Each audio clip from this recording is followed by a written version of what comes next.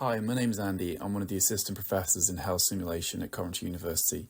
I'm actually a registered children and young persons nurse, bringing approximately 23 years of healthcare and education experience to my role at the Coventry University. 18 years of those were done as clinical nursing experience, 10 years of which I spent specialising in resus, and that's where I found my love for education and all things simulation.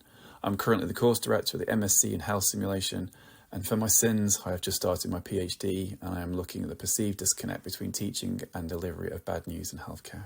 I'm also a huge geek. We love learning objectives, don't we, in education? So I thought I'd give you at least the one. Essentially, we're going to be providing a working example as to how I use generative AI to better enhance my teaching and delivery at work and also at home. I'm going to be looking and framing this around the why, the how, and the when.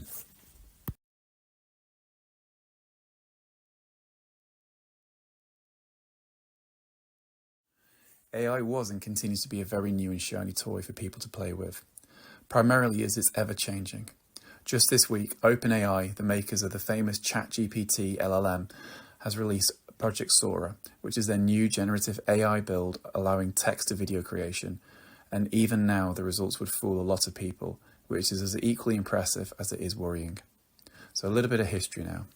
So my closest friends, a lot of them are creatives.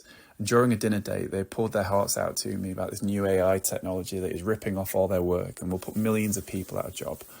Whilst this was alarming for me to hear, and it is clearly impacting my best friends, I was intrigued. When I got home, I went down a bit of a rabbit hole trying to figure out how AI works, why it was so alarming, and essentially have a go of it myself.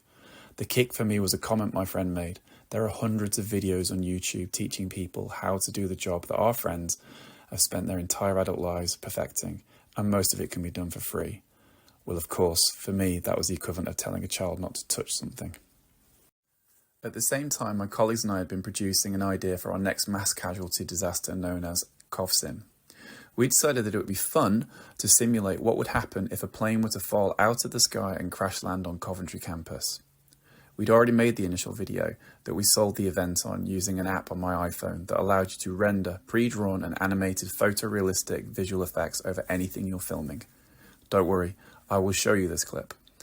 I'm still astounded as to how much this affects people and just how simple it was to do. What you're about to see was about 95% done point and shoot on an iPhone, not a special one either. This app first came out around the release of The Force Awakens and hasn't been updated since then. So we're talking 2015 iPhone 6 era app.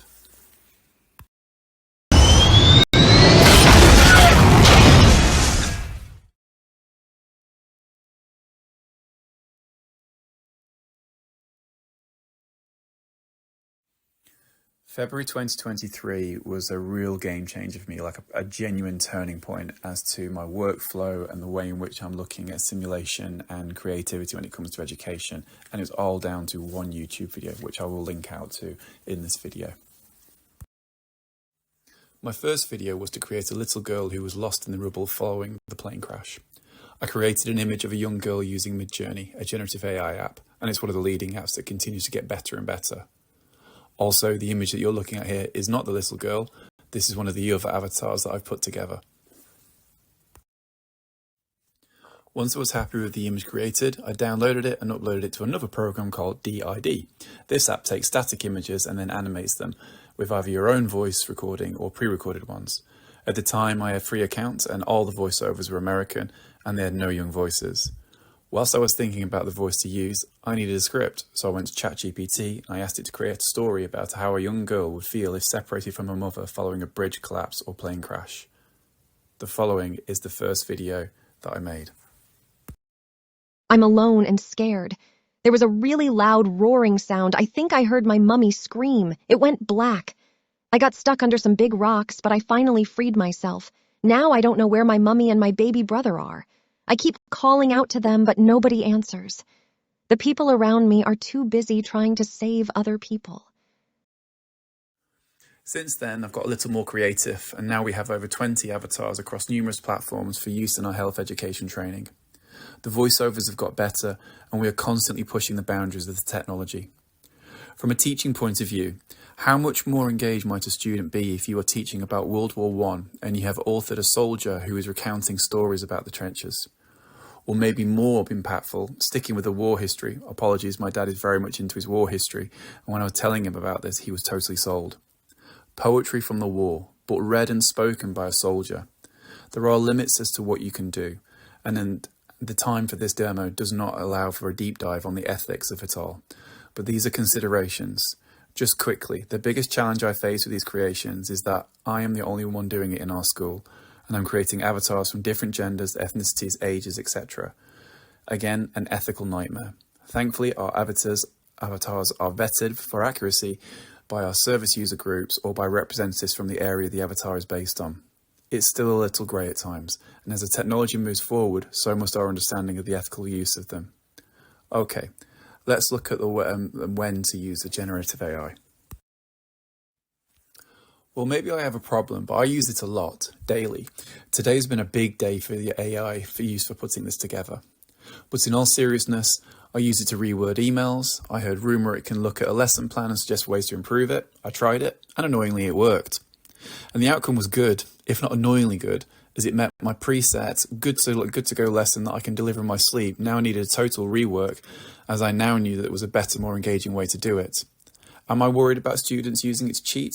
Yes, of course I am, but I trust that we'll be able to spot these cheats, and this is important. Gen AI never admits or knows if it's wrong, and it's damn convincing.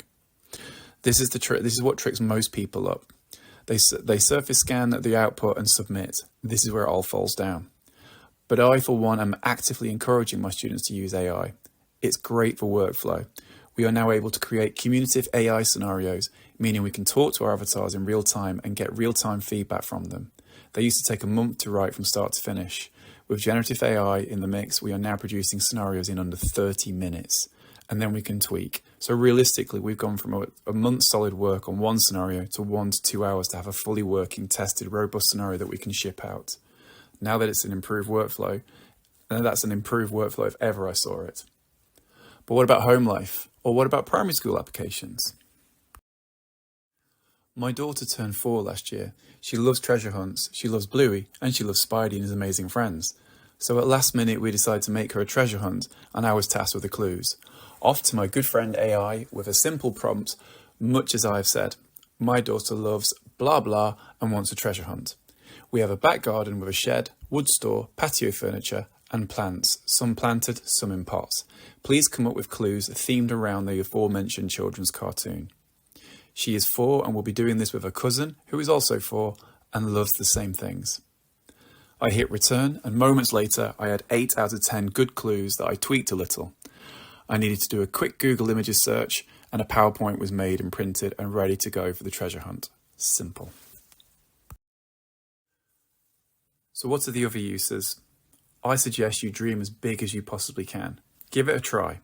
I use it for checking wording, making things more concise. I've used it for this presentation, social media posts, rewrite the post to make it more engaging and more likely to reach my intended audience. They are X, this works fantastic.